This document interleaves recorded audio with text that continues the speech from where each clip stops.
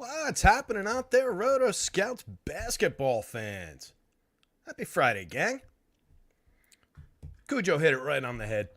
Walked in the door, nailed it. It's Friday. It's ending the week with some wins. I love it. Let's get that done. Pretty decent week. Had that fourth place the other day that, nice little result. Not a win, but a good little result. Couple clunkers last night. Didn't have the greatest lineups in the world last night, but not a bad week overall. Would love to end it strong tonight going into the weekend. A little bit of extra bankroll to spread around for the NFL. One of the last, true weekends of the NFL, or the last true weekend of the NFL with a multi-game slate. Limited, just 2, but there's enough. Keep things interesting rather than going showdown like we'll do for the Super Bowl. Projections will be up for football tonight at some point. But here, we're here to talk about basketball. Got an interesting Friday 7-gamer on both sites. Both sites leaving out the 9:30 game. We're just going through the 8 o'clocks, which is good. I like the little fun sprint slates. It's not bad. When they're not cutting off, 4 games, 3 games at the end of the night and really screwing it up, I don't mind it as much. My biggest thing, though, of course, especially for doing shows and everything, let's just have the same slate on both sites. And we've got that today, so that's helpful. I'm a loser till I win the Millie. What's up, buddy? Good to see you. Got that stochastic logo. Love it. Tiz, what's going on, Tiz? Tiz flying the Jolly Roger today. It's more my speed. Little skull and crossbones rather than a misspelled word. What are you going to do? It's the truth of it. It's not how you spell that word.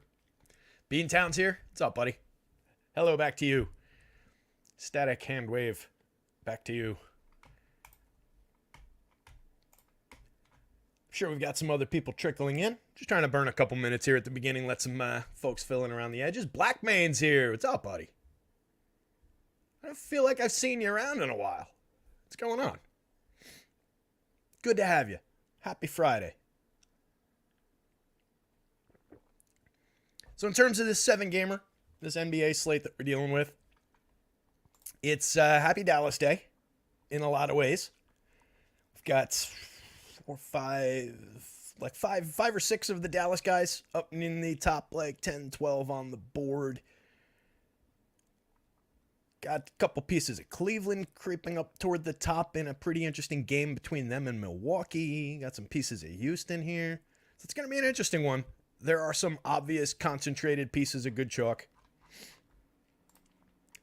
But it should be fun to break down. Just getting everything squared away so I can talk Vegas and talk injuries. Let me open Twitter too.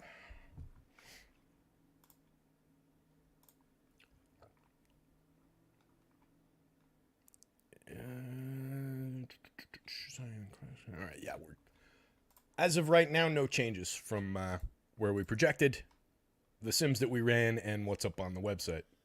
Except Giannis is spelled with an S at the end of his first name, not a T. A little typo there. Giannis Antetokounmpo was probable tonight. So injury report. We'll get into that. Let me pull up the spreadsheet so you guys aren't looking at my ugly mug here. Come on. Oh, I'm an idiot. I had it shared already. I just needed to click the other thing, and instead I stopped the share. There we go. So, as you can see, like I said, Happy Dallas Day. Grant Williams, top of the board. That's a DK play. You can see the difference site to site. Just a 2% win rate on FanDuel at the $4,300 price at power forward. With eligibility power forward and center for 34 on DraftKings, he's like the critical piece of good chalk. He's a 50% win rate. He's landing in 65% of the top 150. He's owned below that in ownership projections. He is the most popular DraftKings play of the day, but that's aggressively ahead of the field, which I think makes sense. I mean, it is a price-driven, just pure value play. Only a 0.66 per minute guy, only a 13.2% usage rate. We'll get a little bit more into it, but price-driven, that makes sense to have him at the top of the board. More obvious opportunities with Luka, with Timmy. There's no Kyrie today. Down the board a little bit, you've got Josh Green there as well. So there's some opportunities with Dallas for sure. But let's get through the ins and outs. So probables Giannis and Cody Zeller, who's available. That's it on the probables. Questionables a little bit longer. Clint Capella, Bruno Fernando, Wes Matthews, Trae Young, Reggie Bullock, Jabari Smith, Jayshawn Tate, Eric Gordon, Jalen Smith, Paul George, Zion Williamson, who was downgraded during the day, I believe, Santi Aldama, and Malcolm Brogdon, all questionable. And then out is an even longer list. Kyrie Irving, Dwight Powell, Olivier Maxence Prosper, Maxi Kleba, Tari Eason, Gordon Hayward, Kyle Lowry, Mark Williams, Bol, Damian Lee, Tyrese Halliburton, Ivica Zubac, Jakob Poeltl, Emmanuel Quickley, which is an interesting one in Toronto, Darius Garland, Evan Mobley, Gary Harris, Desmond Bane, Derrick Rose, Marcus Smart, and Shaedon Sharpe. That's the late game. Shaedon Sharpe, if you're playing the late game, or a slate that includes it, not playing tonight. But he's not on this slate. So some opportunities created around some absences. We've got a biggie. They're all early games, but the first one on my list here is the Suns against the Pacers. In Indy, 4.5 point spread. Indy favored, 243.5 on the board in that one.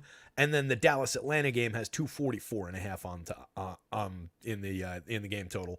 And that's only a 1.5 point spread in Atlanta. So that could change depending on who's available for the Hawks. No Trae, I would imagine that probably swings back in Dallas's direction. But that's a close one, and that's a pretty meaty total with a lot of obvious value plays, a lot of star power. So that'll be an interesting one to watch. But we've also got 3 games in the high to mid 230s. The Clippers in Toronto, 235.5. Clippers favored by 7.5 on the road in Toronto, and again, no Emmanuel Quickley for Toronto. 239 points on the board between Cleveland and Milwaukee in a 5.5 point game. Milwaukee favored at home against Cleveland, but that should be a good one. That's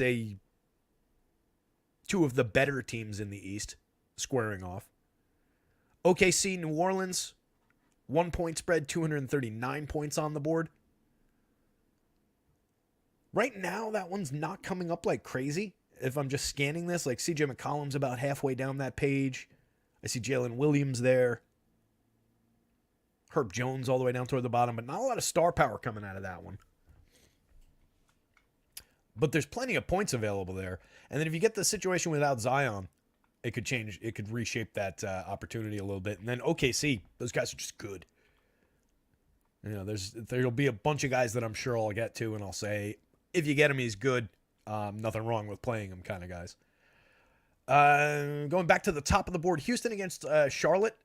Definitely some plays going to come out of that one as well. Several of the Houston guys are on the board pretty firmly. Just 223.5 points in the total. Houston favored by 5.5 on the road. That Charlotte team looked pretty ugly, but Şengün looks really good. Jalen Green looks pretty good. Freddie VanVleet looks good. So there's definitely options coming out of at least the Houston side of that one. And then the last game on deck, Orlando at Memphis. Orlando favored by 6 on the road in Memphis. 212.5 point total. That one's ugly. That one's a little bit difficult to get to. Just in terms of the game environment. Just looking at some of the names popping up in this top 30 or so that's on the screen here. The only guys I see from that game are Jonathan Isaac and John Conchar down in rows 20 and 21 there. I don't love or think that we need to, it's not really a priority day for those guys, I don't think. Yeah, nothing really, a little bit for Isaac, nothing at all for Conchar on FanDuel. A little bit more on DraftKings. 3,200 is aggressively cheap for Jonathan Isaac if he gets any kind of run. I've only got him at 14 minutes and he was coming up that much. But a pretty decent point per minute guy. But I don't love either of these plays. They're okay. They're certainly playable to, you want to have some on DraftKings, but not aggressive priorities. It's not like they're in this territory. And in such a low-end game environment, I don't really need to get crazy over the top on those guys. If you come in around the field around 13% ownership, looks like we got there right around that level on Jonathan Isaac, and then a little bit ahead of the win rate for John Conchar. 4,400 both guard spots. But yeah, that game otherwise, really not a lot of pieces from that one. Here's Jaren Jackson, Santi, Kennard as we go down the board, but we're already, we're deep into the single digits here. A little bit more on the board for Kennard on FanDuel, it looks like. Maybe Santi. Santi's questionable again.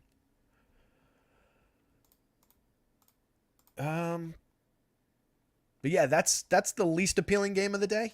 Obviously, you can get to some pieces from it. Obviously, there's big firepower in a guy like Triple J on the right night, capable of putting up a 50+.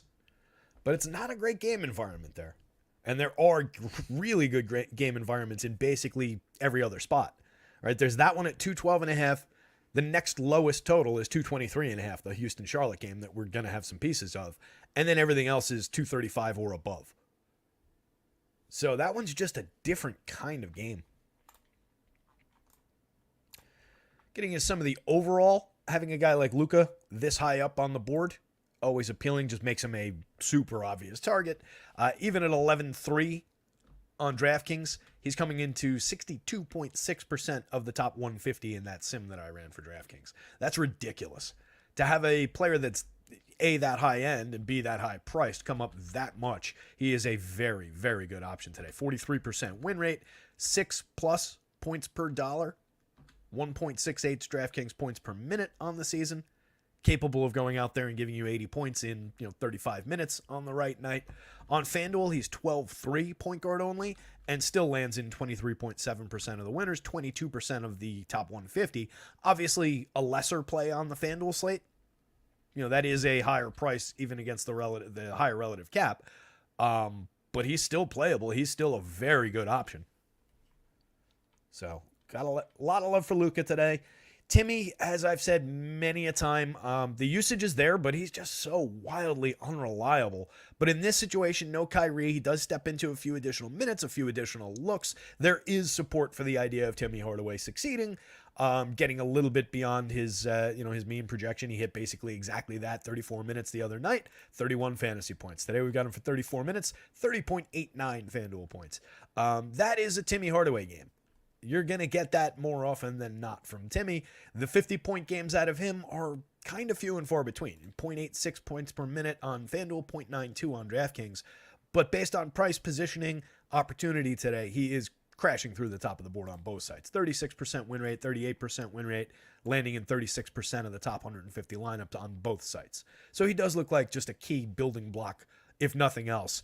And that's where when a guy with decent minutes, decent usage, maths out correctly like that, you just kind of go with it. Even when it's a guy that you don't particularly like. Nothing against Tim Hardaway as a person, but as a fantasy basketball asset, not my favorite option. But on a slate like this, when it's shaped this way, it's just a hold your nose and plug it into a bunch of lineups. Donovan Mitchell looks great. 30+% win rate on DraftKings, 27% on the FanDuel slate, getting to him 30% of the time on FanDuel, 24% of the time for 9,500 both guard spots on DraftKings. Excellent option with obviously a holy shit, 83.3 million. If you know, you know. I won't get into what that means. That was 4x what they asked for. Yikes. Anyway, so yeah, Donovan Mitchell, super high end, obviously. 1.34 fantasy points per minute on FanDuel, 1.36 on DraftKings, giving us 5+ points per dollar on both sites. The 5+ on FanDuel, a little bit more meaningful, 5.32. You can see there's 1, 2, 3, 4. I count 4 guys in that top 30 that are 5+. Obviously, we're not sorted by FanDuel win rate, so there's probably a couple more, 6, 7. But on the entire slate, we're talking about 7, 8. I think 8 guys. We're on DraftKings. We've got a lot more 5+ points per dollar. It's just different scale.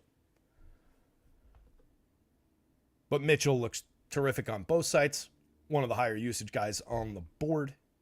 I don't think I have to sell anybody too hard on Donovan Mitchell's upside. Third highest usage rate on the board at 31.4%. Luka being the highest at 35.9%. Chris Middleton on DraftKings looks pretty strong. 6,300. Pretty good price for Middleton. 1.15 fantasy points per minute on the season. I think I've got him right at that level today.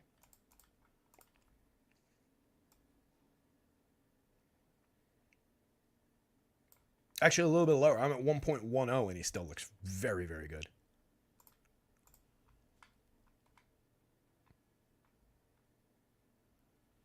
Cleveland just a little bit of a suppressing effect on some of those numbers.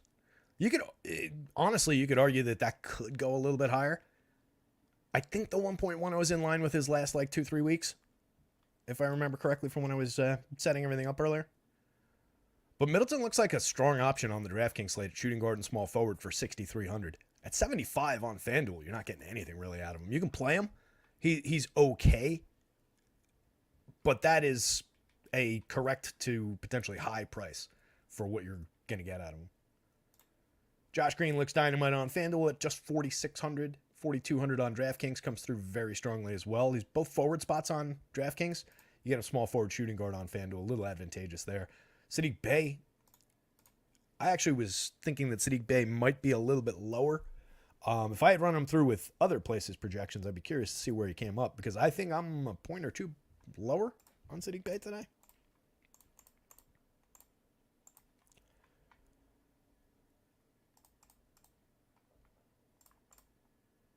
Yeah, I've got him at 0.79. So I'm slightly ahead of his season-long production, 200ths of a fantasy point per minute. It's not a very appreciable difference. But I'm a point and a half, point and change behind other sites. So he would have been an even stronger option had I run him through at those numbers. 25.2% on FanDuel, or on DraftKings, 24.6% of the top 150 for 5,100. Pretty strong option at both forward spots over there. And then on FanDuel, nearly 35% of the nearly a 35% win rate, 22.6% of the top 150. That's our fifth highest win rate out of everybody. Surprised. Not that Bay's not a good player. It was a 0.77 per minute guy, 15.5% usage rate.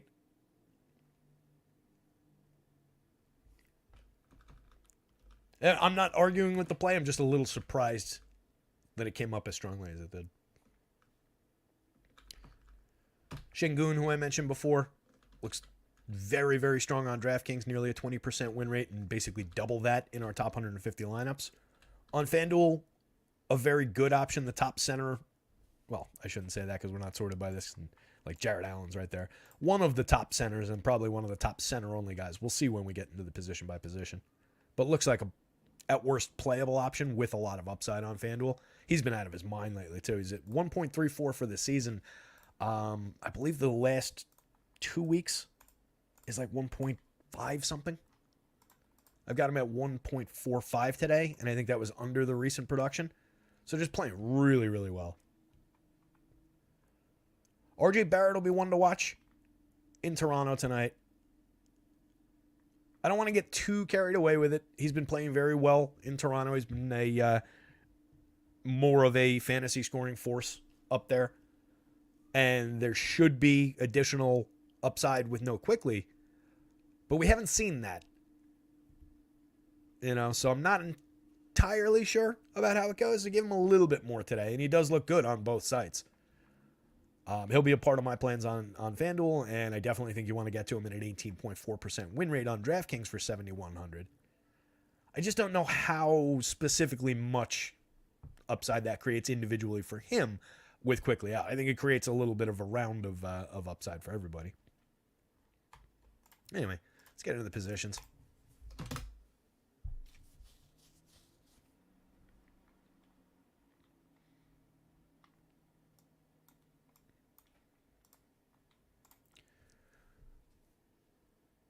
Power points out, not on this slate, but beat writers reported Wemby to have restrictions lifted. Yeah, coming into their last game, Pop said, Wemby's going to go up to 30.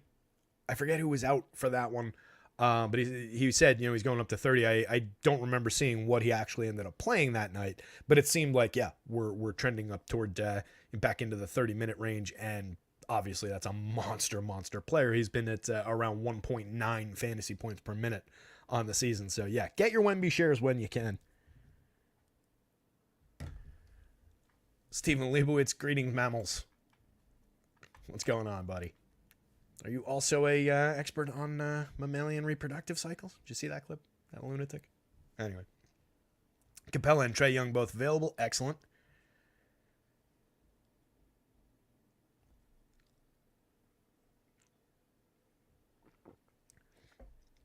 Beantown's got a Q tag today, but trending toward playing. If PG-13 is out, do you like Kawhi over Şengün?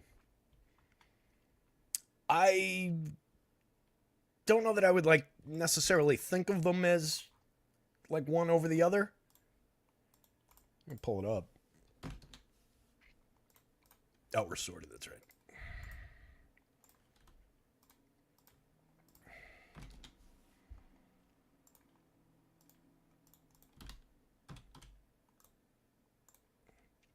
That's them side by side. Obviously, Kawhi would pick up quite a bit on DraftKings at 8,600, both forward spots. Right now, he looks very good on FanDuel at 89. You can definitely play Kawhi over there. In fact, I think he's a pretty decent priority option over there at that price. At 86 on DraftKings, I'm kind of surprised they didn't come up a little bit more than that. I imagine there's just some positional blockers there. We'll see it as we go through it. Right now, Şengün definitely looks like the priority. It's just, I guess you're just saying since they're the same price. It really depends. I need the other options, right? I need it kind of Şengün and Leonard and, because you're making two changes there, right? That's not a 1-for-1 change. That's a center and a small forward, power forward. I guess if you're talking about the util position, if we're talking about DraftKings. So let's think through it that way. All right. Fair enough.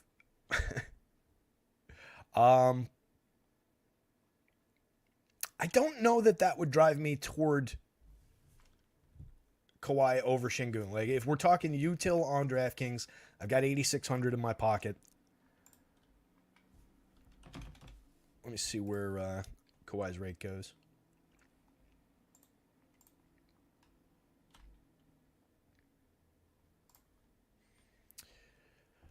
Paul George out.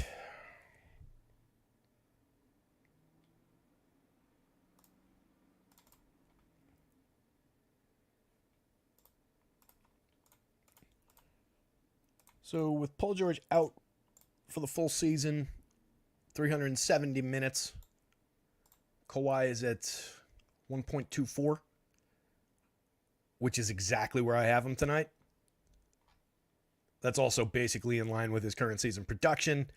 So he just kind of is who he is. Harden takes a jump.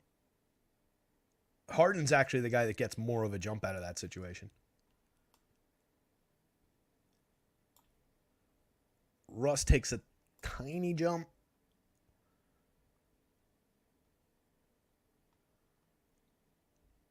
Yeah, I don't know that would push me toward Kawhi. I think it would give him a little bit more here. But I'm actually going to unwind and say it's not even. I don't even know that it's a big jump because I'm already at 36 minutes. It's not like he's going to benefit minutes there.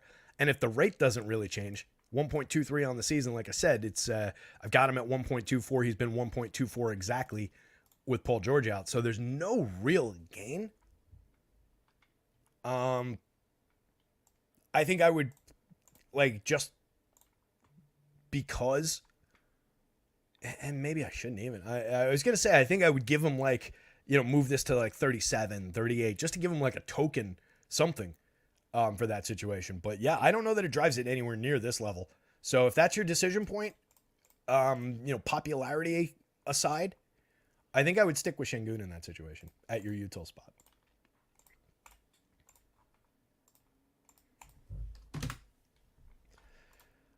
into this, we're still sorted, yeah.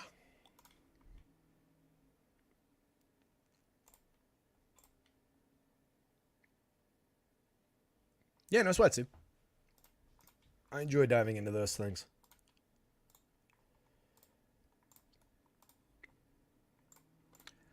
So we talked through several of the top options, but again, Luka and Timmy just looking killer on both sites. You can have them in the same lineup, no issues with that. I don't love this price for Tim, 62. I wish he was at like just psychologically paying over 6 for Tim Hardaway. I don't love, but obviously, again, it comes through the situation. It comes through here, so you just ignore this part of it. Well, I can't delete it. There. That black square, that cube, is 36.14% win rate, 36% owned in the top 150 on FanDuel, 36% owned in the top 150 on DraftKings, 38.3% win rate. It's a 0.92 per minute player on DraftKings, 0.86 on FanDuel. Absolutely nothing wrong with it, and looks like a critical piece on today's slate. I just wish this was 59, not 62.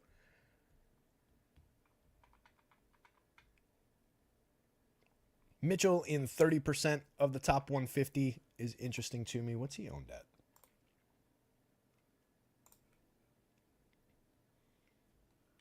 So he's at... So we're a little bit ahead of his projected DraftKings ownership. The win rate is stronger than the ownership. I don't mind getting a few additional shares over here and getting a little ahead of the field. The field is like right in line with where he came up in our top 150, but we've got room against that win rate to grab a few additional Donovan Mitchell shares. It's just, how much do you sacrifice some Luka shares to be able to do that? 95 versus 11.3. You're probably not getting a lot of those guys together. It's probably one or the other. And you strongly prefer Luka in that equation. But the additional, nearly 2,000 in salary probably does buy you something pretty nice on that slate as well. On FanDuel, I suspect it's a similar situation with the ownership.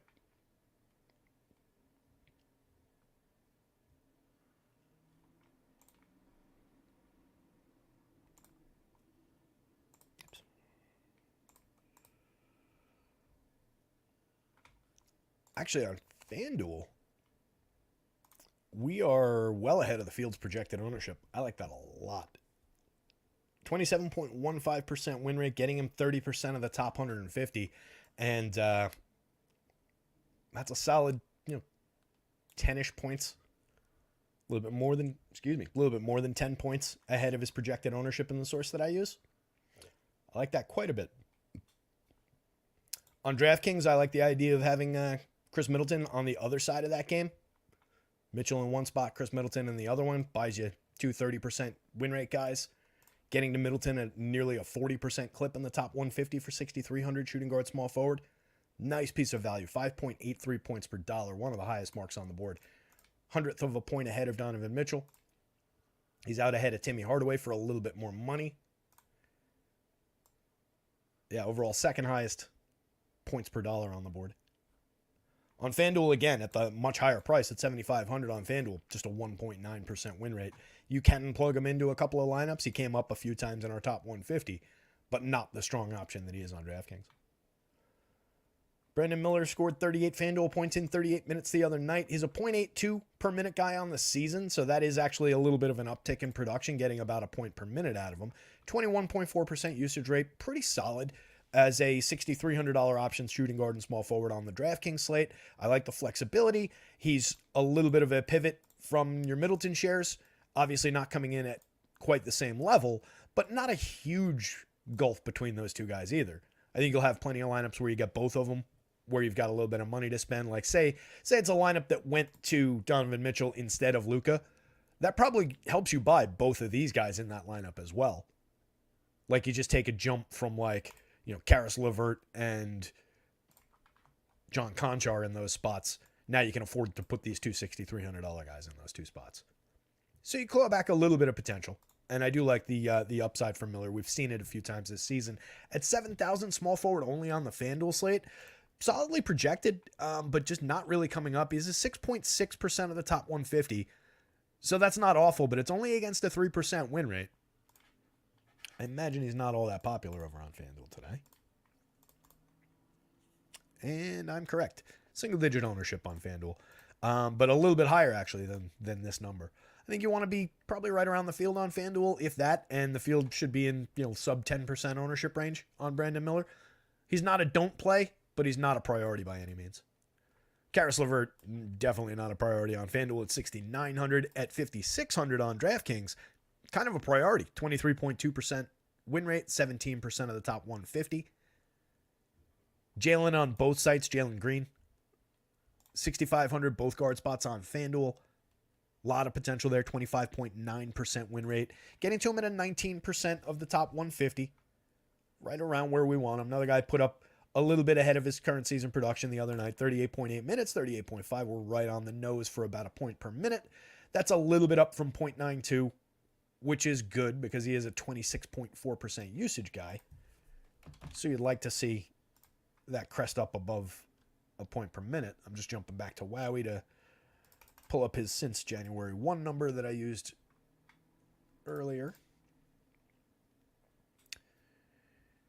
There he is. 0.92 since January 1st also. So just kind of has been right at this level all season with some minor upticks above 1. If you ever get that game where he's producing at like a 1-2, somewhere in that neighborhood, which is viable on any given slate, given that many opportunities, he's a guy with a little bit of ceiling, with a little bit of upside for a pretty fair mid-range price. At 6,000 on DraftKings, point guard and shooting guard, 22.8% win rate, getting to him a little bit ahead of that curve. I like that a lot. Freddie Van Vliet plays a ton of minutes, 37.2 on the average. It's got to be the highest on the board at guard, right? Yep. Plays the most minutes at the guard position by 0.3 of a minute. Not really. 11.82% win rate, 16% of our top 150 is a 1.04 per minute guy. On DraftKings at 19.2, we're getting him right about that level in our top 150. Not like a runaway crazy piece of chalk. We are a little bit ahead of the field. The field's projected ownership is kind of in line with our win rate here. We're a little bit ahead of the field in terms of the projected ownership on FanDuel. Probably the same thing on DK.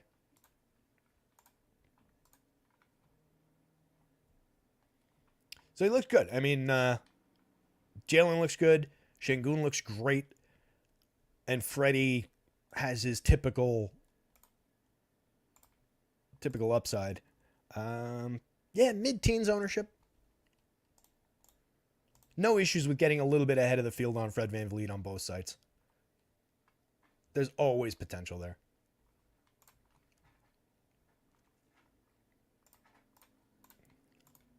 RJ, like I said, I don't know exactly what the direct benefit of it is with no Emmanuel Quickly.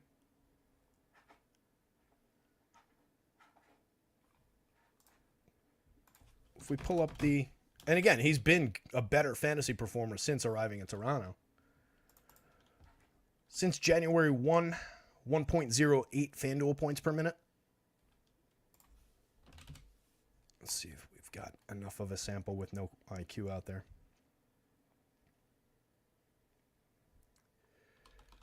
Well, that is a jump. Maybe I owe RJ a little bit more. He goes from 1.08 in 400 minutes since January 1st. In the 100 and change minutes of that 114 minutes of that was played without Quickly on the floor, he was at 1.29. It's not a huge sample. That could still just be a little bit incidental. There might be justification to give RJ a little bit more than I did.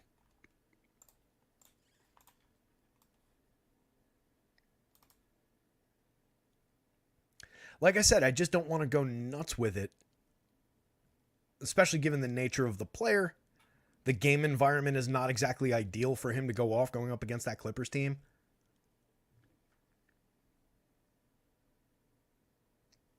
Like, if we say that, what are we saying?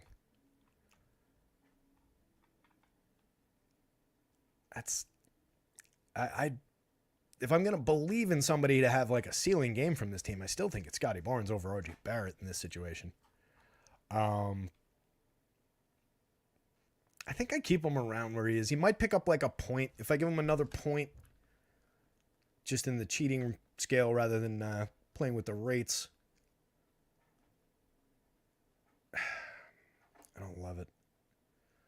Like, to get him anywhere near that 1.29 that we were talking about, and we're talking about, that would be a like 46 point fantasy projection. We're not going anywhere near that. I don't think anybody would want us to. It's essentially, that would add 10 fantasy points if we were to say like he is just what we've seen without quickly on the floor since they've been in Toronto. And I don't think that's the case. I'm pretty comfy around this 36 points.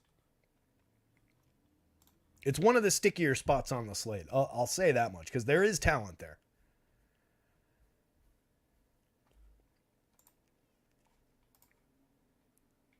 The usage in those situations,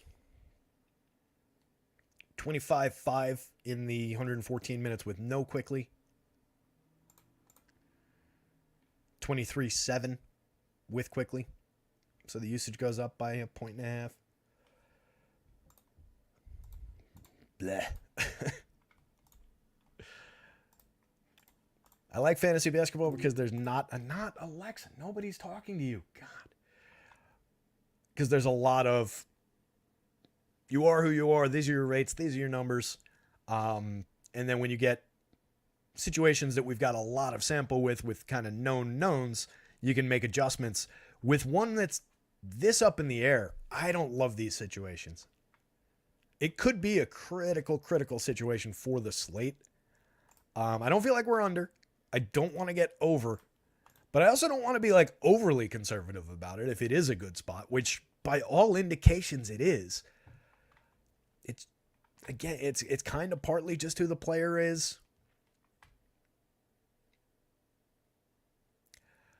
I don't really want to mess with it in terms of giving him more, but I think there is potentially more there. So if you came and you told me, all right, we got to him at 16.6% of the top 150 on FanDuel. We got to him at 18% of the top 150 on DraftKings. I want to be at 22%, 25% even. I don't think you're making a mistake. I do think there's supportable upside in that kind of, general range, trajectory, whatever you want to say. It's just difficult to, like, you can't project it that way and have it be accurate. But I do think he scales in that direction, if that makes sense. It's the best I can boil it down. But I don't think you're going to see that, like, if anything, that might go to like 37, 30, 38, but probably not. Let's keep going. CJ McCollum, 13.85% winner on FanDuel for just 7,900 point guard shooting guard, 1.16 FanDuel points per minute. Like, that's not that they're the same position necessarily, but I was gonna say I'd rather $500 and get myself some CJ McCollum shares.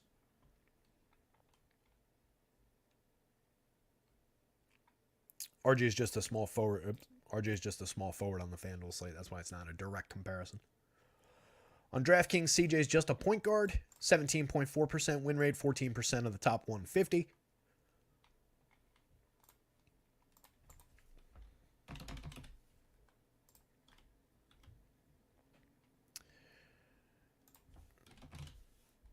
For the Pellies,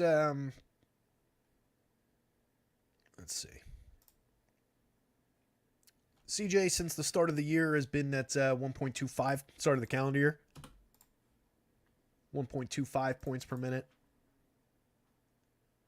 Right around that level with in 93 minutes with Zion out. Not that there's a direct positional advantage, but opportunity uptick.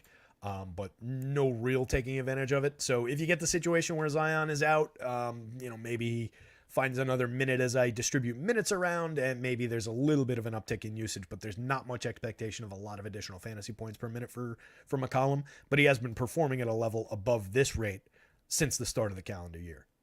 So I like the opportunity for McCollum.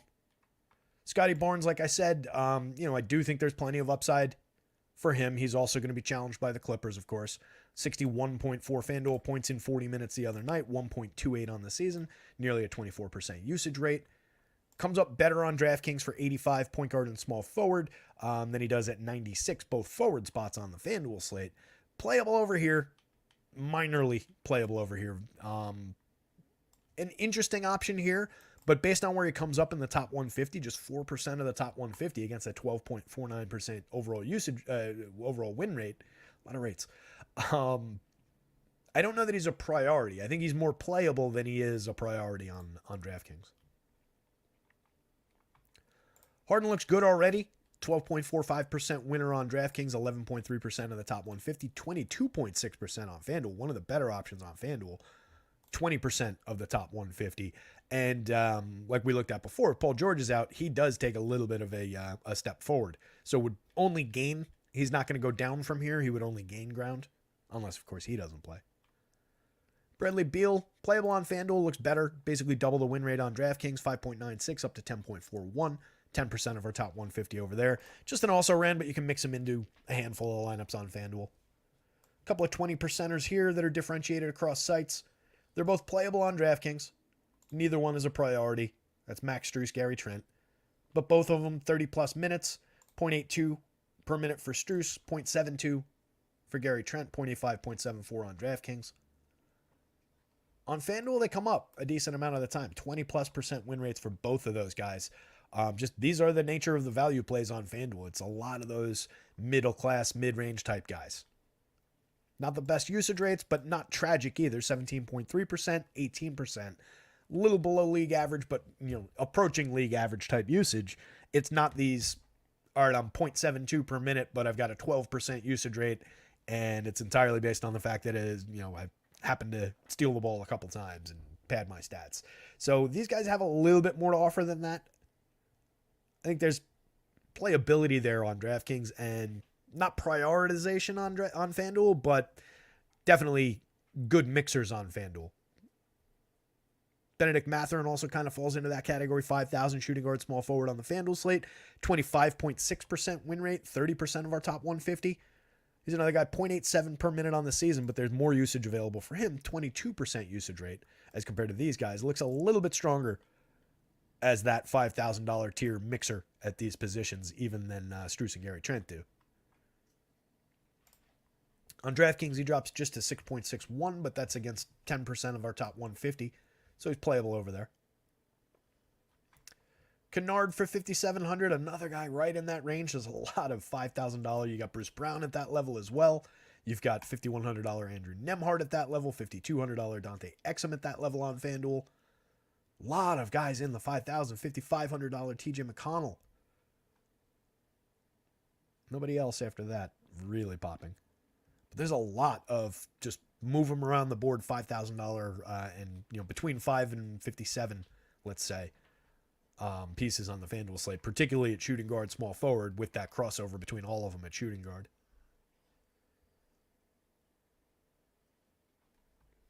On DraftKings, all those guys are just in this single-digit range. But just to run through that one last quick time. Strus, Trent, Mathurin. I'll give it Kennard in that. Bruce Brown in that. Nembhard, Exum, TJ McConnell. That's 8 guys.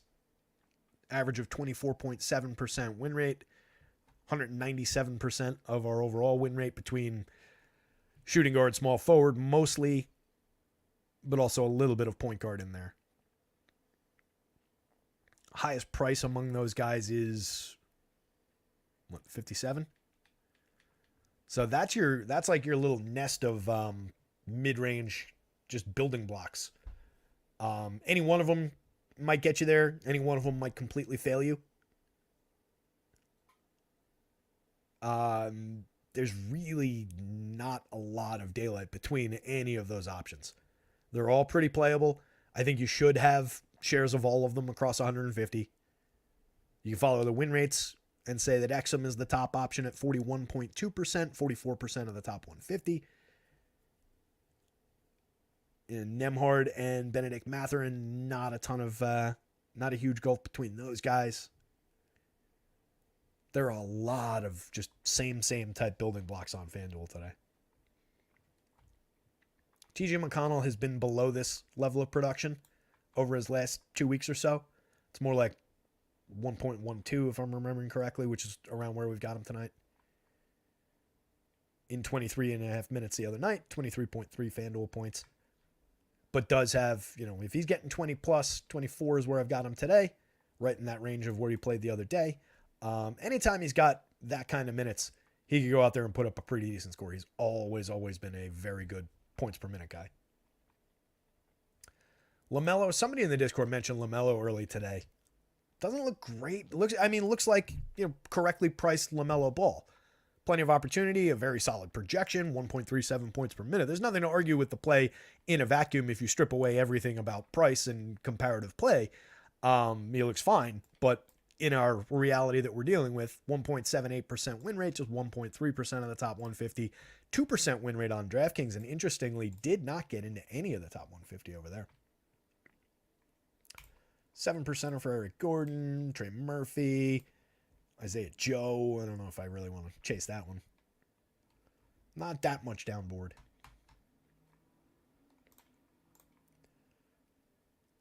So yeah, most of our better FanDuel plays at the guard positions came out of that range of guys that I highlighted down here rather than up top. Like, not to exclude Luka, Timmy, Donovan Mitchell. Those three guys look terrific. Jalen looks very good. But then there's like a lot of ones that didn't translate across sites.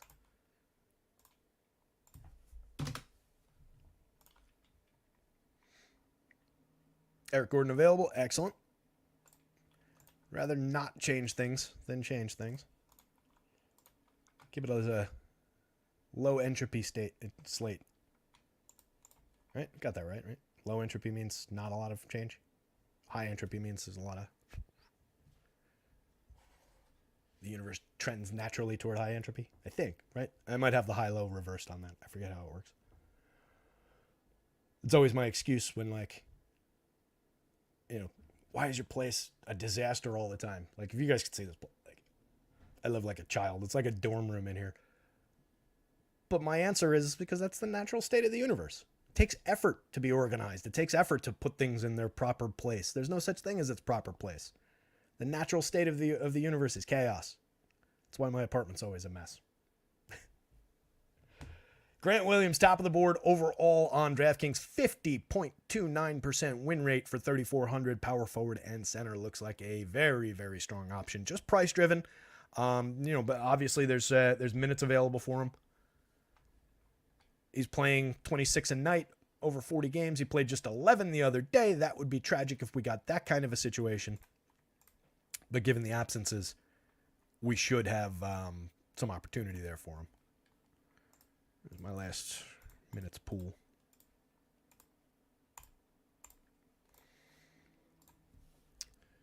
So we've got... Where is he? Yeah, just 11 the last game. 18 before that. 26-31 going back a couple of games ago.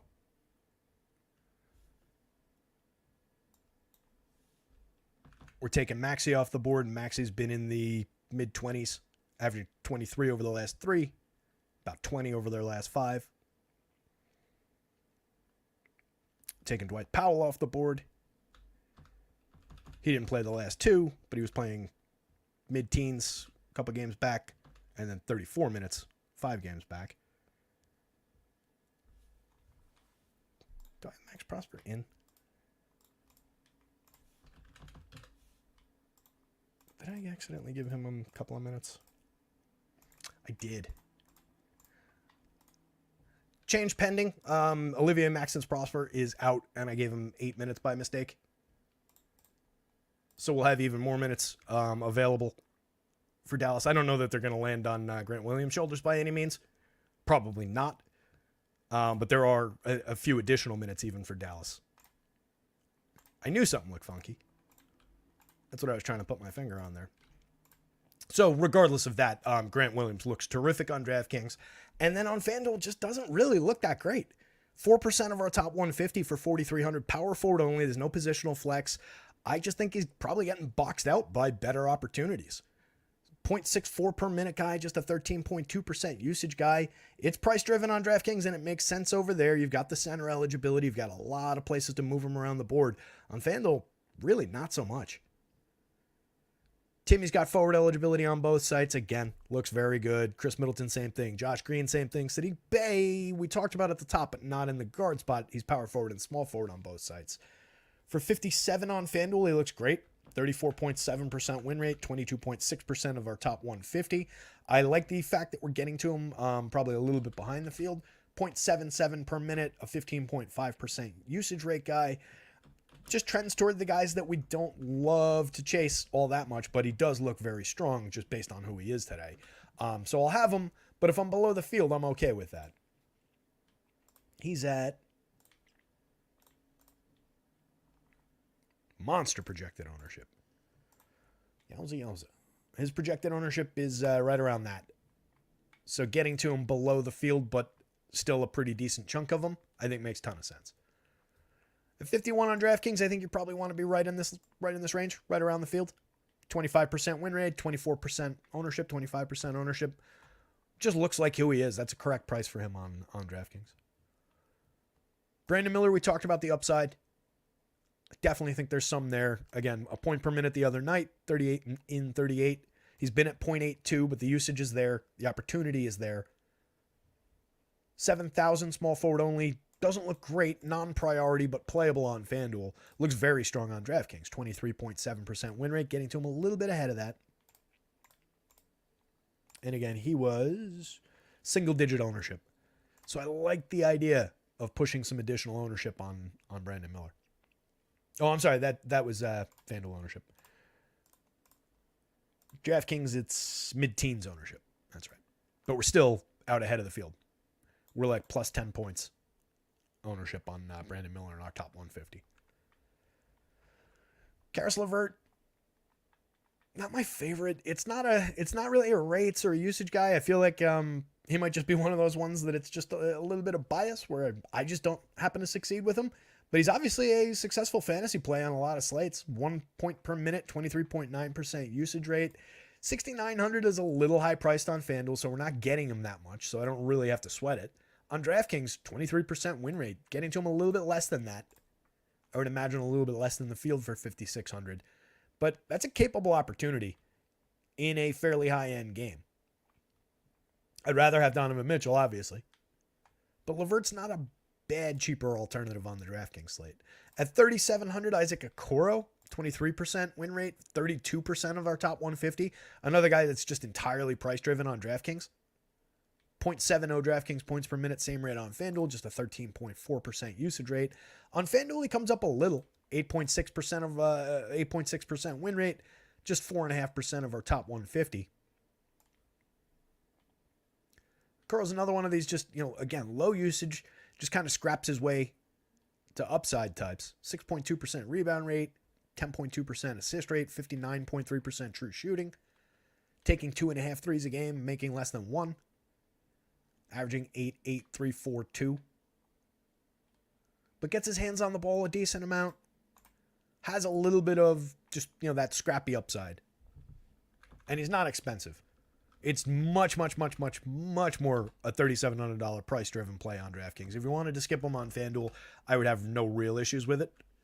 5% of them on FanDuel. 5%, anybody that comes up sub 10%, 5%, whatever that is, that's a take or leave play, right? That's not you have to have a 5% of Isaac Okoro. If you don't have it, you don't have it. And the times that it burns you are probably not that frequent, but he is playable. RJ, we talked about at length. George Niang, 16.16% winner on the DraftKings slate for 39. Just a 1.56 on FanDuel. Had a chunk of minutes on him, 22. Played 20 the other day, put up basically a point per minute. If he can give you this kind of output at his price, no issues there.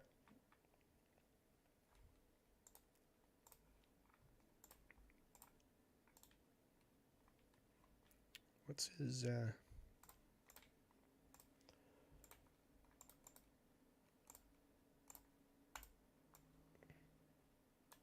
He's been a solid 23-3 over his last 3, 23-2 over his last 5. If anything, we might be a minute or so light on him. Niang hadn't really caught my attention that much. But this is a pretty decent price for him. At both forward spots, little flexibility built in. You're getting to him below the win rate. I don't know what his DraftKings...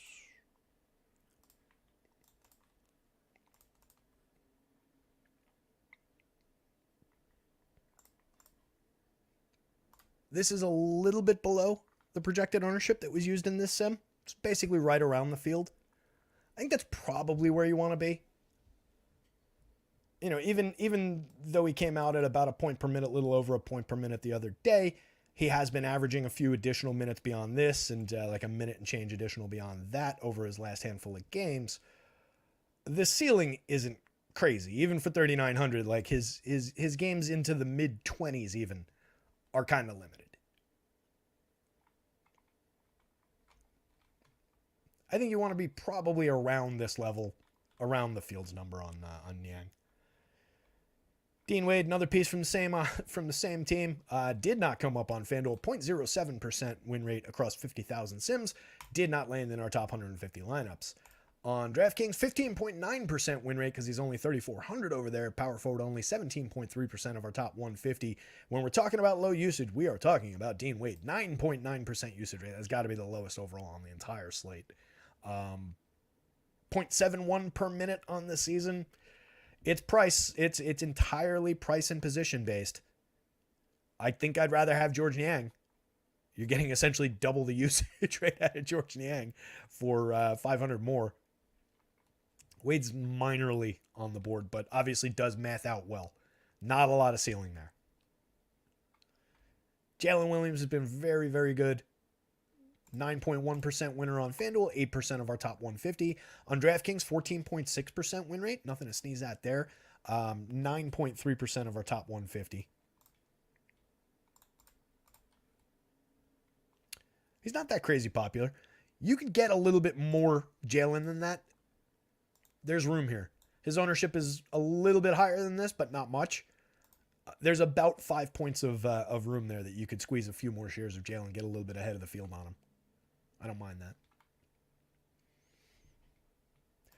Scotty, we talked about Jonathan Isaac for 39, playable on FanDuel, 7.9% win rate, 7.3% of our top 150. It's a very low projection. 14-point projection, only 14 minutes on the board for him. He's been at 1.23 points per minute on the season. The rate's been lower than that since the start of the calendar year, and I'm using a rate lower than that.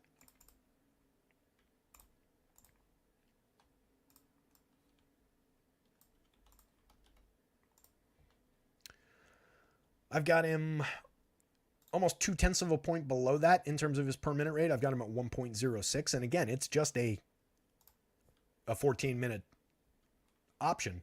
But he's always been a pretty okay point per minute performer at low pricing. Gets him into a little bit of playability there. On DraftKings, same thing. 3,200 power forward and center. One of the cheaper playable options on the board. And if he happened to stumble into 18 minutes, 20 minutes, you've got a lot of upside there at 3,200. I mean, not crazy. He's not going to go out and score you 50 in 22 minutes. But if you happen to, pick up those additional 8 minutes, this would trend northward pretty quickly. That would be pretty strong. 1.15 DraftKings points per minute on the season. Scotty Barnes, Kevin Durant, Giannis Antetokounmpo. Assuming Giannis goes, he's probable. I have to expect he's out there. You can always go to Giannis. 75 and change the other night in 34 minutes. 1.66 FanDuel points per minute on the season, same rate on DraftKings, and obviously the ability to go out there and essentially double, get up to like 2 on any given slate. One of the highest usage rates on the board at 32%.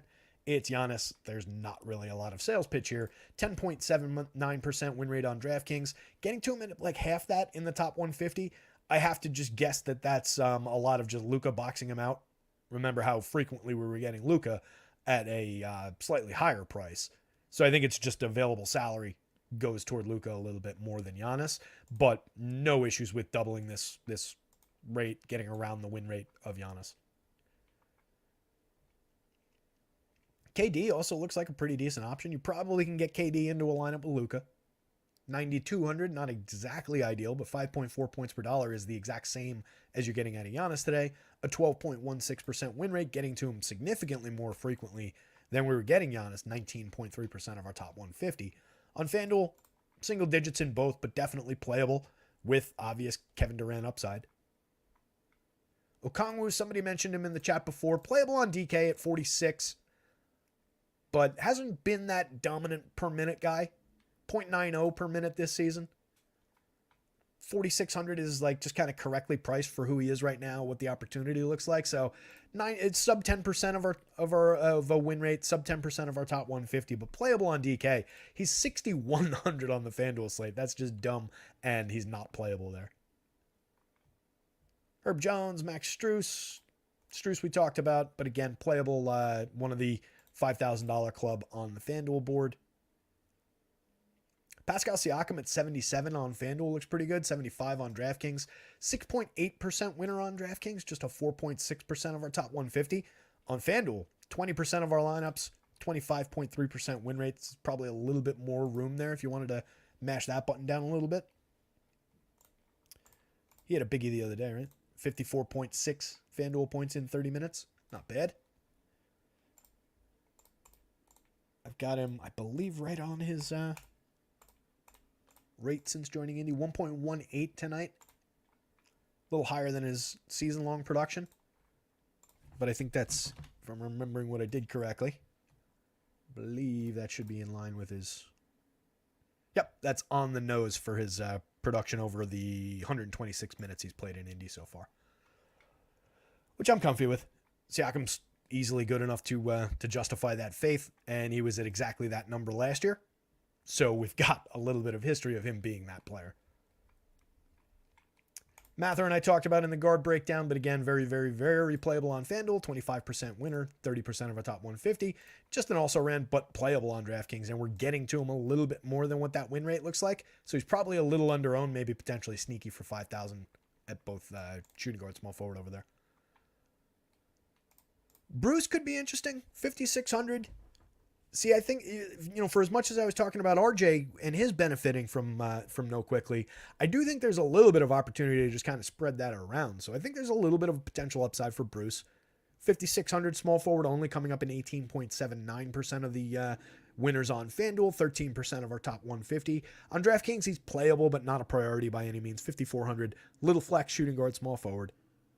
6.05% of our winners, 4.6% of our top 150. Differentiated options, Derek Jones, definitely 6% winner on DraftKings at 44, both forward spots. 29% winner and in 40% of our top 150 for 4,700, both forward spots on FanDuel. Major difference across sites. Dante Exum, we talked about during the guard rundown. Neesmith, another guy, just falls in. He's a small forward, power forward, so he wasn't in that group before. But yet another guy from Indy that falls into that $5,100 bucket. Or that $5,000 bucket with a little bit of value attached. That's basically everybody from Indy is in that group. And then like some of the Toronto guys, some of the Dallas guys. It's annoying. Kawhi, who we touched on earlier, definitely looks good on FanDuel. We'll have a bunch of them as is on FanDuel. No Paul George, as we saw, doesn't really change the situation for Kawhi.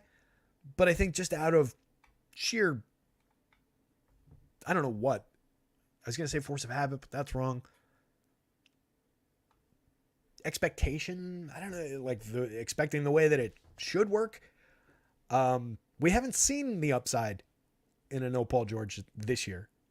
It's gone more toward Harden, but I think he would probably gain a tiny, tiny, tiny amount of ground, which would make him look a little bit better, a little bit more playable. But I don't think he gets prioritized on DraftKings. Paul George, if he goes, looks okay. Playable on FanDuel at 8.4% winner, 9% of our top 150. Just 2% of the 2% win rate on DraftKings, 6% of our top 150. Playable but non-priority.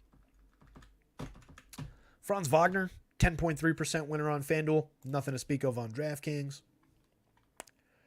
Paolo, his running mate there, 15.2% winner on FanDuel, 17.3% of our top 150. Nothing at all for him on, Nothing at all for him on the DraftKings board. 0.23% of our winners. 0.0% of our top 150 for 8,300 power forward only. Nothing else going down the board there. Jump to centers. Probably 10-6. We're doing all right. I was expecting to see it after 6 already. Jonathan Isaac played 21 once this season. Went over 35 DK points. Solid note, Stephen Leibowitz. Solid note. Those points, man. His points per minute are real.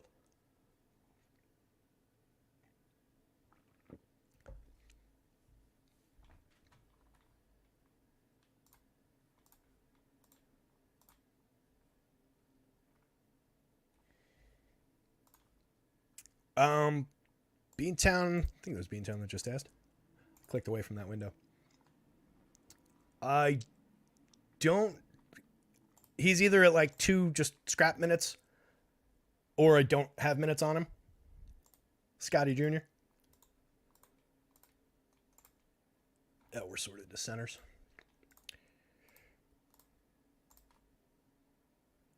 Yeah, I don't think I gave him anything. Did something change where he's gonna get some run?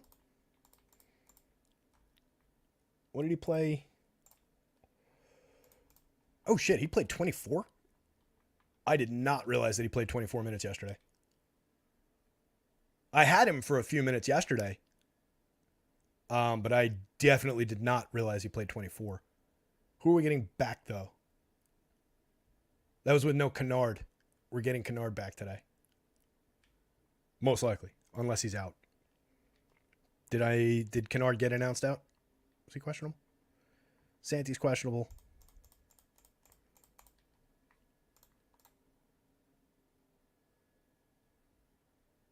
Assuming we have Santi and Kennard, I don't think there's anything there. Did we lose those two since I've been talking? Oh, Power had already answered that. Go Power. Good job, buddy. You guys rock. Yeah, I think that's, unless we get some news there. But I did not, I'm glad you asked, because I did not catch that he had played 24.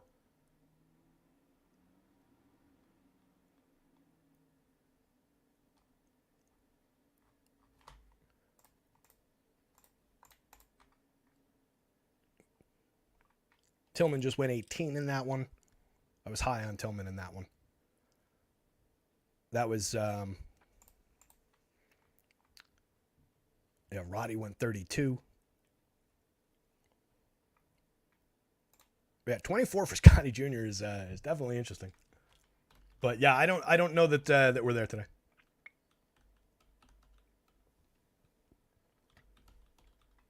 They could. I think spotting that and thinking it through, I will probably grab 4 minutes from this handful of guys.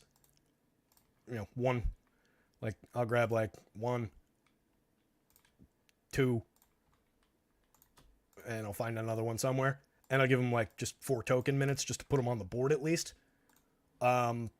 It wouldn't completely shock me if maybe they threw him a couple of additional minutes, considering that they did have him run out to 24. What was the score in that game? I don't have that game in my brain.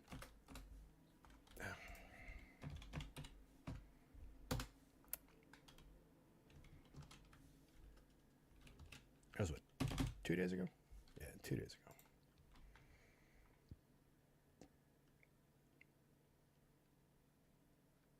Yeah, he's one of the first 3 off the bench. He had first quarter run. Gigi, Zaire, and Scotty were the first 3 off the bench. He stayed in the game longer than any of the others after the starters came back in. Played in all 4 quarters.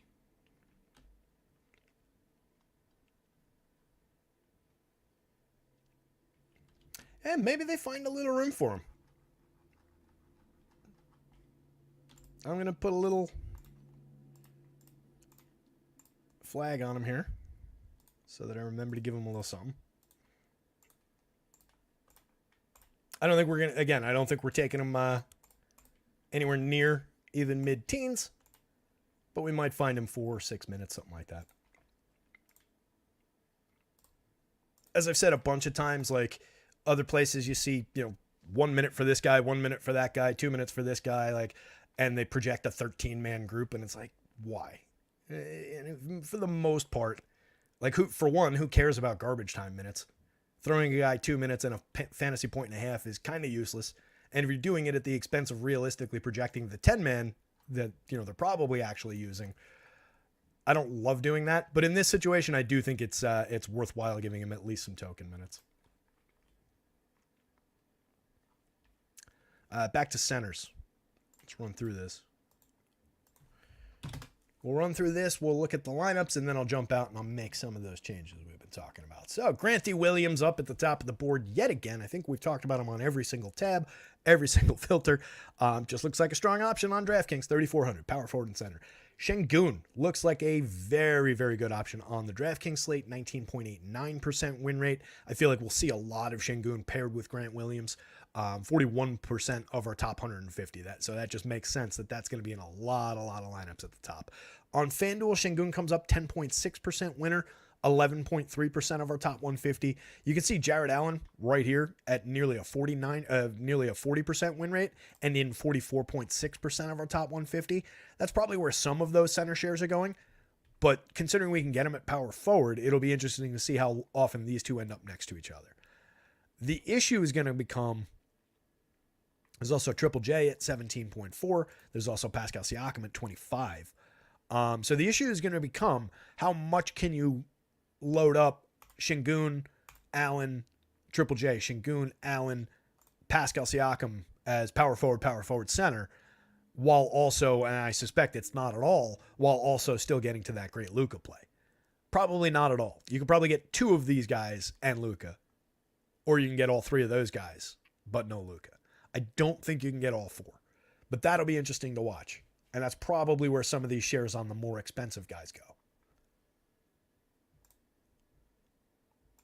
On DraftKings, $3,200 Jonathan Isaac, one more time, 13.9% win rate, just price driven.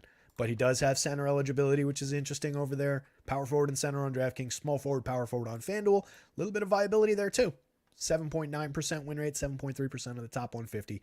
But just price driven, we're talking about 14 minutes. So keep expectations in check. Allen looks terrific. Again, nearly 40% winner on FanDuel and 44% of the top 150. On DraftKings, we get him a little bit more on our top 150 than what his win rate is. I wouldn't mind being a little ahead of the field. 7.8K is not bad for a center. 1.17 points per minute. Obviously, where you can get Giannis, you put him in whatever position he fits into. 11,000, not a bad price on DraftKings. 12.2 on FanDuel. Comes up at 1.97% win rate on FanDuel, 1.3% of the top 150. That DraftKings price obviously plays a whole lot better on their slate than his FanDuel price plays on theirs. Triple J, a 1.17 FanDuel point per minute performer, 28% usage, plenty of opportunity for him. 8,600, he's correctly priced. Maybe a couple bucks low. 17.4% winner, looks like a very good option. And 26% of our top 150, I suspect that puts us ahead of the field.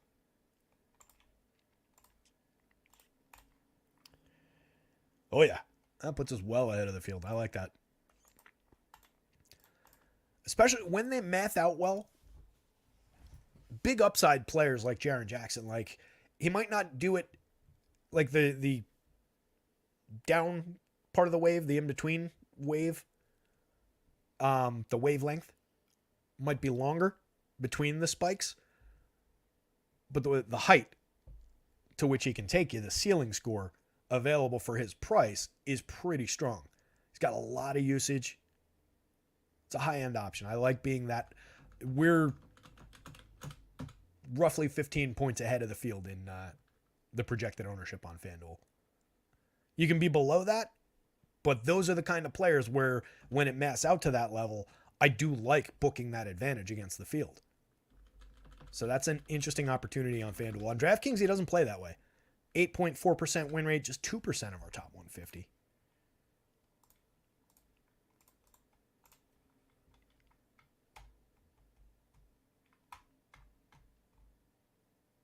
He's owned significantly more than that on DraftKings.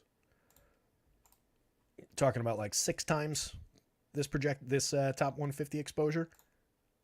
He's owned at a rate higher than what his success rate on DraftKings is in the ownership projections. 7,700 power forward and center. Probably partly just because there's so much in the value range at those positions on DK. But much, much more of a FanDuel play. Miles Bridges playable on FanDuel. Looks better on DraftKings, 8.18%, but not really a priority on either site. Some single digit. All these guys playable on either site, but nobody's a priority. Derek Lively, Larry Nance, Anthony Aldama, Nick Richards, I almost said Pascal Siakam. This group of single digit guys, they basically look the same site to site. Bridges is one of them as well. Siakam definitely a priority on FanDuel, 25% winner, 20% of the top 150. And in that group of guys that I just want to get into a high proportion of my lineups. At 6.8% on DraftKings, you can play him. 4.6% of the top 150. Definitely belongs in your portfolio of lineups. He's not one where I would say like, oh, if I didn't get to any Pascal Siakam across 150, so be it. It's only 5%. He's one where like, the upside is there, right? The per minute production is there. The price is right. So that's one where you do want to make sure that, all right, I did grab my 5% of Pascal. I did grab 8%, 10% of Pascal against a 5% share. It's not a priority like what I was saying about Triple J on the FanDuel slate, where it's like, wow, I'm a significant chunk ahead of the field, and I like that. This is just, hey, I want to book the opportunity to have him in some of these lineups and just right in line with where the field's going to be. 5% for Clint Capella. Nothing really on draft. Well, 3.5%. These guys are comparable. 8% for Jonte Porter. I don't know if I love that. 18 minutes. It's been decent, but I think there's a lot of higher priority options in these double-digit guys. I don't know how much Jonte Porter I really get to. Center only. If he had power forward eligibility, it might make him a little more compelling. I don't know how many times I'm going to push out shares of like Şengün to drop down and get a discount on Jonte Porter and then spend it on like Tim Hardaway. Bobby Portis, similar. A higher end option. More usage, fewer points per minute, but obviously across a much bigger sample. Portis is playable, but not nearly a priority, not at all on DraftKings. 11% for Daniel Theis at 4,400. It's a value-driven play. It's another one where I don't really love. He's coming up significantly less than that win rate in our top 150. Nurk, I do believe there's a little bit of upside. If you wanted to get him at like 10%, that's fine. 6.79% win rate. Not going to be a super popular play, but a decent center for 6,800. He could come in at 72 and not be necessarily overpriced. Nobody else. Not a ton of crazy options. There's only, 5 double-digit win rate centers on DraftKings because we're soaking so much of it into Grant Williams here. There's some kind of crisis going on outside. I don't know if you guys can hear all those sirens that are going by. Oh, they stopped. So yeah, let's take a look at some lineups. Pop over to AceMind. AceMind.io for all your sim needs. Our pals, our partners, our friends, whatever they are. I owe them attention. I got to get those videos done for those guys before they cut me off completely.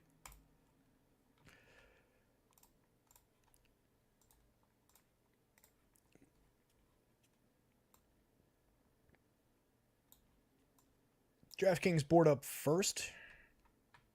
Hey, remember when I said Bruce Brown might benefit from that situation instead of RJ? Who's in that top lineup? It's Bruce Brown. It's not RJ. Lot of Luka. Makes a ton of sense. There's a bunch of Şengün shares in the middle there. I suspect there's a few more over here.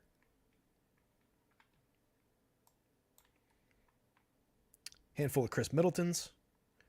Bunch of Grant Williamses.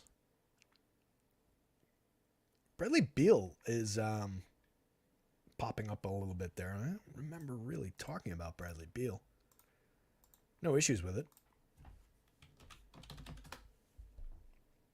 Might just be one of those interesting ones where not great returns, but when he does get there, he's getting there aggressively strong. He was all right. 10.4% on DraftKings in our 10.4% win rate, 10% of our top 150 for 69 at both guard spots. He just looks a lot better compared to FanDuel, where he's 75.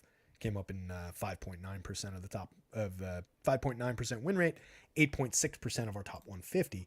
But does, again, based on these results, when he's hitting fairly hard. This is a solid handful of our top 10 overall lineups. But Luka looks like the absolute priority pay up. You're playing Grant Williams, you're playing those the cheapo options so that you can pay for Luka. Spendy at point guard. All right, a lot of spend here where we don't get Luka. We've got Donovan Mitchell, we've got a little James Harden, Freddie VanVleet, Scotty Barnes. There's not one pay down option among anybody at point guard. Look at this.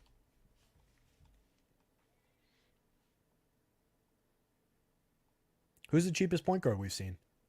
Nembhard? That's the first cheap point guard on this entire board. Call that what? The top 40 lineups? 35? You are spending money at the point on DraftKings tonight.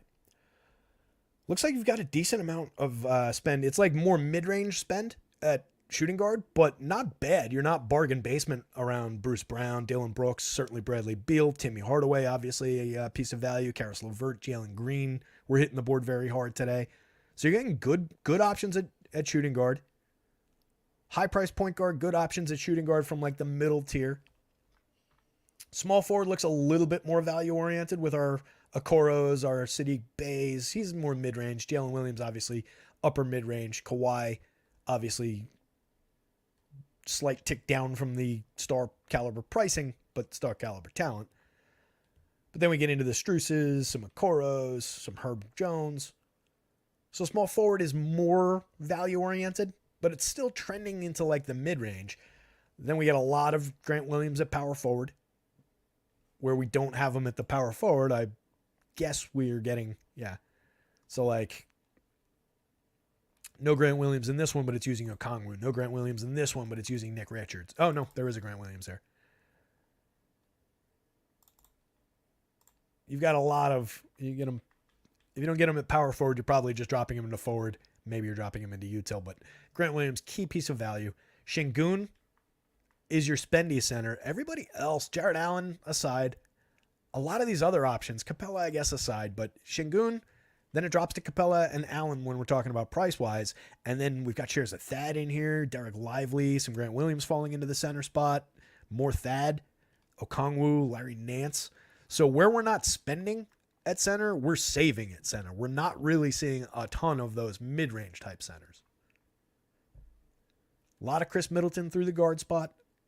Looks like we're taking, again, kind of a mid-type approach to guard.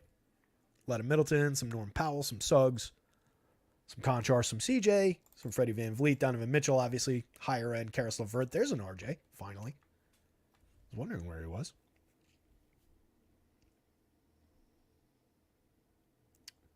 Forward, just bare forward, looks mostly value-oriented. Wherever you didn't play your Grant Williams, your Dean Wades, your Isaac Okoros, drop them into the forward.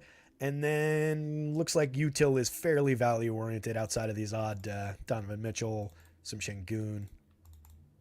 For the most part, value-oriented at the util spot. So overall, I'd say we're almost definitely spending money at point guard, mixed through shooting guard and guard in like the mid-range, and then center. And then we're basically getting savings out of the forward spots on the DraftKings slate. Pretty solid returns. Nearly $500 on the average on that one. 0.4% win rate. It's a solid top lineup. What is that? Luka, Bruce Brown, Jalen, Josh Green, Şengün, Norm Powell, Grant Williams, Nick Richards. Kind of trails off on those last three, but it's a pretty solid lineup in terms of the results. Top overall projected is up at 282. That was Luka, Brandon Miller, Sadiq Bey, Josh Green, Grant Williams, Donovan Mitchell, Okoro, and Chris Middleton. I don't dislike that either. That one, by contrast, though, despite being the top projected, brings back only $100 on the average. Still a profitable lineup, but a 0.05% win rate, a much lower ROI number. All right, so again, as we've talked about a bunch of times, being the top projected, being in a group of the top projected doesn't necessarily get you. Right? Like this one's better than that one. Got a couple, but our top lineups were better on the average than the top projected. These are 270s. This one's down at 260. Damn. How did that one perform that well? Mitchell, Beal, Okoro, KD, Clint Capella, Jalen Suggs, Dean Wade, Chris Middleton. Kind of surprised that one performed as well comparatively, just based on where that's projected. Again, the projection, is I guess it's because the ownership is so low, so we're spiking. Like when that one hits, it hits as a unique winner and gets paid. That's interesting though that one's that big a delta between the projections, but it just goes to show that projection, not everything. You want to have that 15-point range. If you're just I'm building out 500 lineups in an optimizer. I'm deleting the top 10% by ownership, bottom 10% by ownership, and then sorting from, the block that I've got left. You want to keep in mind that projection doesn't drive everything.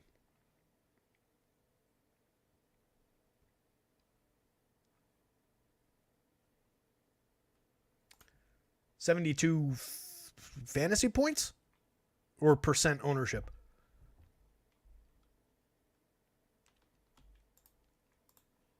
I mean, that's a lot. If that's fantasy points, that's aggressive. I assume that's DK. I mean, it's really only 4 points ahead of where I've got him. I've got him at 68.8. 66.7 on FanDuel. It's a 1.76. I think that's aggressive of them.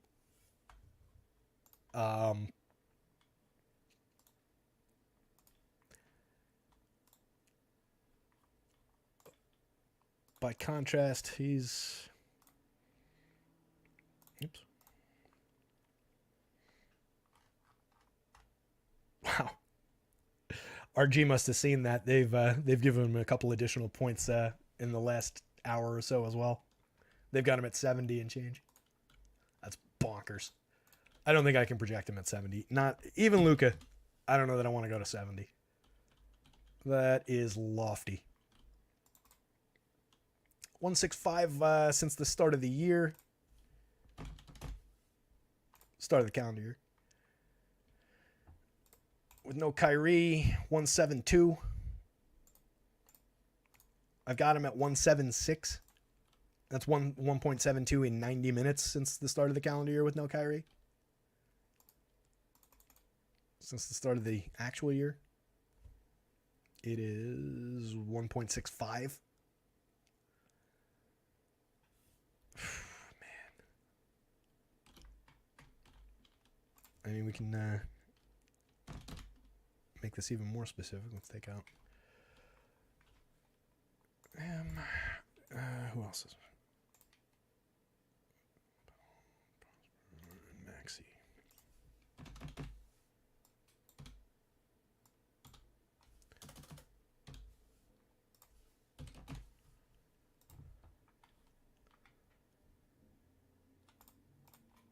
For the full season, if I take out all 4 guys who are out, he's still, across 539 minutes without those guys on the court, he's still at just 1.65. He is who he is in that situation, which is one of the best fantasy players available. And I've got him a full 1/10 of a point per minute more than that, more than a 1/10 of a point per minute more than that. I've got him at 1.76. And I thought I was high with that. He's a 1.65 player in this situation. That is aggressive. They're picking up a good handful of possessions, so there is that. They're picking up 4+ possessions. So there's reason that's kind of where I was justifying getting up to the additional 1/10 of a fantasy point per minute. But going beyond that, I mean, they've got him at... If they're at 72, that means they've got him at 1.86 per minute, somewhere on there. on a FanDuel scale, that would be 72 DK points is 70 and change FanDuel points. I'm not going there. I'm not saying by any means that Luka can't do that. Luka can absolutely go out there and blow the doors off that projection. It might be a 100-point Luka night. I don't think you need to go to a 70-plus point projection. He's already coming up as one of the top overall plays on both sites anyway. So, like, skewing him higher is only going to exacerbate the mistake if it's wrong. And again, the result, what he actually goes out and does, doesn't really matter in that equation. It's just about, is it right coming in the door? And is it resulting in the right exposure versus the field? And I think it is without giving him that additional. It's 6:15. I'll think about it. But I don't think I'm going to give him much more than that.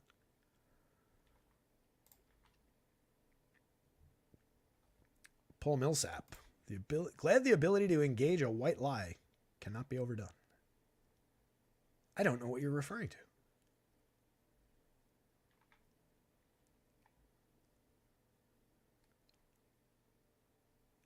I don't get you there, Paul Millsap. What are you talking about, bud? Glad to see you. Don't know what you're talking about.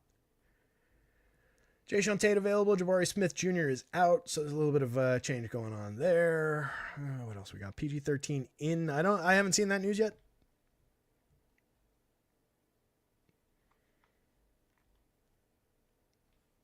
So just going through the FanDuel slate here real quick that's been sitting on the board here. TJ McConnell, again, just can't get away from him. That point per minute is very, very strong as usual. But again, it's just like 24 minutes. It's a price-driven thing. He was one of the guys in that big group of $5,000 players. So was Gary Trent. So was Ben Mathurin. So was Josh Green. So was Dante Exum. So you can see how much Andrew Nembhard was in that group. You can see how much those $5,000 guys are hitting this board. Eric Gordon, forget whether Miller was. Luke Kennard was in that group. Derek Jones was in that group. So there's a lot of mix of just, again, rotating through those $5,000 guys that were coming up at like 20% win rates, 20% of our top 150. Those guys are all the same today. It's just a matter, whoever gets those, like 3 of those guys right, is going to have a really good opportunity to win this slate. And then you're filling in around the edges. We're getting to, that top lineup is weird. Exum, McConnell, Nembhard, Josh Green. Where are we spending our money? Şengün, Jaren Jackson, Kawhi. What does that spend? 59.8. Wow. Doesn't seem like it spends enough there. Some Lukas, some Freddie VVs mixed in, some CJs. Donovan Mitchell. It looks, since there are so many of those $5,000 guys hitting, it does look a little more balanced than I was kind of expecting when we were seeing those big rates, those big numbers for guys like Luka. I was thinking it would be a little bit more Starsy Scrubsy. It also depends on what you think of guys like Andrew Nembhard, Ben Mathurin, and so on, Gary Trent. But it's a little bit more balanced looking just on name recognition than I was expecting. That's why I was like, where's that lineup? Dante Exum, TJ McConnell, Nembhard, Josh Green, Kawhi, Brandon Miller, Nesmith, Jaren Jackson, and Şengün.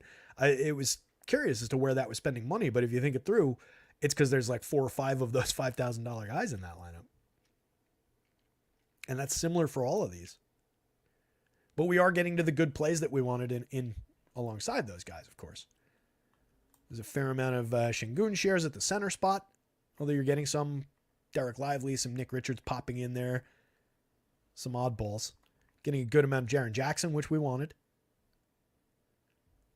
But yeah, this is a really mixed bag. A lot of Brandon Miller on the board. I'm seeing his name in here a bunch. A lot of Gary Trent. So really, there's multiple ways to approach it. If you're building 150, you can pick your highest win rate guys and go with that and just follow the math down the board. You can pick and choose. I'm going to take 3 of those guys and make my bet with those guys, and that's going to be my group, and I'm going to not fully exclude the others, but I'm going to make sure that that's my core, quote-unquote core, of the guys in that $5,000 range, and then just build a big rotating pool of guys around that. Or you can just kind of, let the chips fall where they may, which is the result that we're seeing here.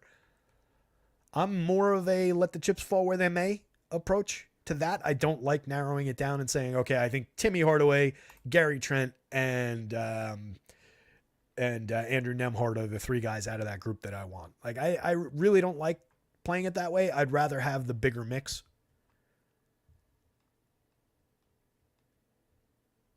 But yeah, this is a well-distributed and fairly balanced board on FanDuel today. So good luck with that. With that in mind, I'm going to punch out so that I can get these projections updated. It's 6:20. Ran a little further over time than I was thinking I would. But it was a fun one. Good one to talk through. We'll have football projections. I'll get them up on the site tonight so that we've got some time to go through them. Don't know that there'll be a football show, but, usual football content. I'll have the groups article done. If you haven't been going through that, by the way, I've been loading that thing up with game notes. Just basically like anything that I would say on a show where I'm going through the individual targets and stuff, I'm popping into that game notes in the groups article over the last couple of weeks. So make sure you're checking that out. It's a short slate, though, only 4 teams in play, but should be a fun one. And with that in mind, guys, good luck. Somebody go win something tonight, and we will see you probably back on Monday, but I'll be around all weekend. Discord, you guys know how to find me. Follow the @rotoscouts Twitter handle. Hit the like and the subscribe here if you haven't, and that's it. See ya.